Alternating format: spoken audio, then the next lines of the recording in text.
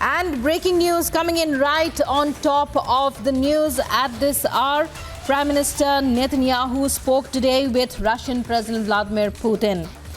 The Prime Minister, that's Israel's Prime Minister, has made it clear to the Russian President in that conversation that he spoke about the Gaza conflict and promised measures to prevent escalation. That's Vladimir Putin said.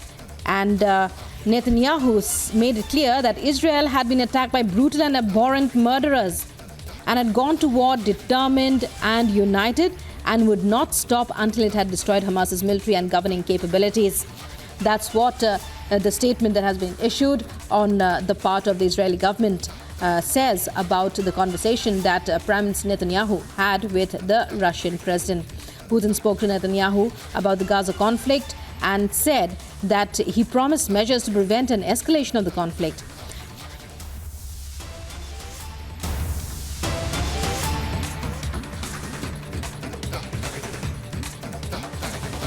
And more breaking news coming in now regarding the Israel Hamas war.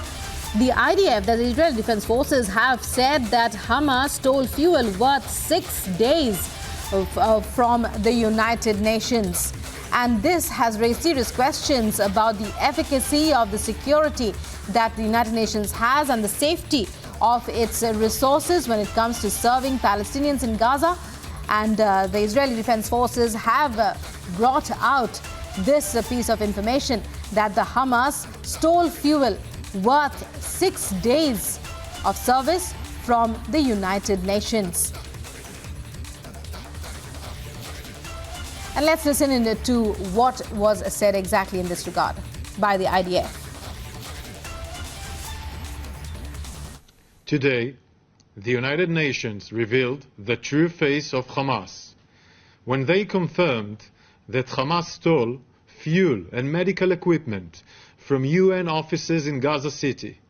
The amount of fuel stolen is enough to power Gaza's water desalination for 6 days. I repeat, for 6 days. Hamas is holding the people of Gaza hostage, cowardly, using them as human shields. Hamas is at war against humanity, not just Israel. They terrorize Jews and Arabs. They seek deaths of Israelis and Palestinians. The Israel Defense Forces will destroy Hamas for the sake of Israel, Gaza, and the entire world. And our top focus this morning, as in World This Morning, is of course the Israel Hamas War. And we started off with the breaking news. Let's tell you more about the conflict and latest updates that are coming in. As we're hearing about Prime Minister Netanyahu has yet again warned Hezbollah in Lebanon and their Iranian backers. Speaking to the Israeli Knesset on Monday, Netanyahu warned Iran and Hezbollah not to test us in the north and make the mistake of the past. He was clearly referring to Israel's 2006 war with Hezbollah. Here's more in this report. Take a look.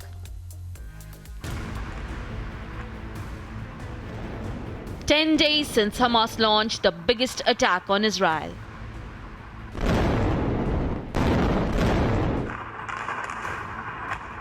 Hundreds killed, thousands injured, and many more displaced."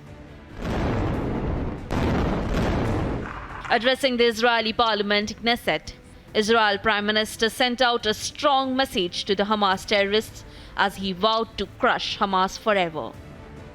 היעד שלנו הוא ניצחון. ניצחון מוחץ על החמאס, מיטוט שלטונו והסרת האיום שלו על מדינת ישראל אחת ולתמיד.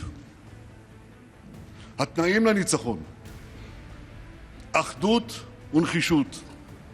העם מאוחד, הצבא מאוחד והנהגת המדינה מאוחדת בממשלת החירום הלאומית שהקמנו, וטוב שהיא קמה. In his speech during the opening session of the Parliament Winter Assembly at the Knesset, Israeli Prime Minister Benjamin Netanyahu also warned Hezbollah group in Lebanon and their Iranian backers.